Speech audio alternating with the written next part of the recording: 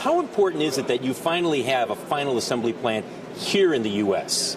It's really important, and I have never had any doubts that we need this factory. I mean, it's of course to build credibility with our partners, retailers, but also we need to come closer to customers to be able to continue growing. We need to know how they think and need to know their preferences. So very crucial to be here finally. You made this commitment long before Donald Trump was elected president. But since he's been elected, obviously the world in terms of auto trade has been turned upside down.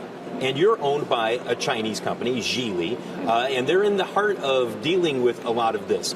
How has that changed your approach in terms of global sales and your manufacturing footprint and importing and exporting vehicles? I mean, first of all, we are very glad that we have this factory now. Otherwise, of course, you would be even more nervous. But otherwise, I think we stay to our belief that we believe in free trade. That's good for the car consumers.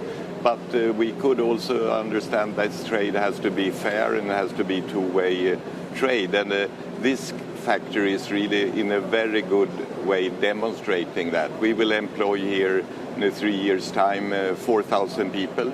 Half of those will be building cars for export. And we will then also export from the U.S. as many cars as we will import into the U.S. So you could say Volvo would have a neutral trade balance thanks to this factory. I think that's a good example how jobs can be created also with exports. You get about 75% of the vehicles you sell in the U.S. right now from your facilities in Europe. And obviously the Trump administration has said, you know, we're not crazy about the fact that vehicles coming in from Europe have a much lower tariff than what we send over there to Europe. Do you think the European Union adjusts that and changes so that there is a level, uniform auto tariff?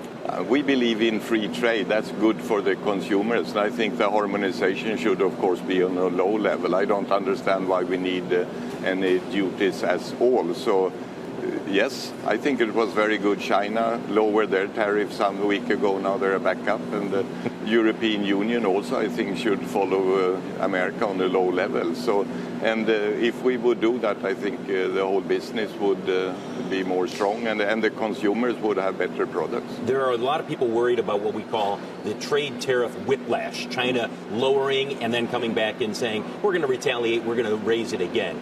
Are you noticing that whiplash, and does it change your planning? No, I think there you are, of course, just worried. And I think, of course, what I understand, there is a interest also from the European side to really sit down and discuss lower tariffs. So I hope that people can put the prestige aside and really sit down and meet here and have a good agreement with giving us a two-way fair trade system between Europe and the U.S. Quickly, let's talk about your business here in the U.S. Sales up 40% this year. You're coming off of record global sales last year. Still confident that the U.S. market has not hit that plateau, that you can continue to grow your sales? No, the market is good, Europe and China, but U.S. is also continuing strong, and we are, of course, gaining market shares. We are less dependent on the market. But so we have great products now. SUVs, very popular in the US. Now we have 3 very modern SUVs. So that is coming very positive to our customers. So right now we're growing with 40% year to date here. So it's a very good development in the US.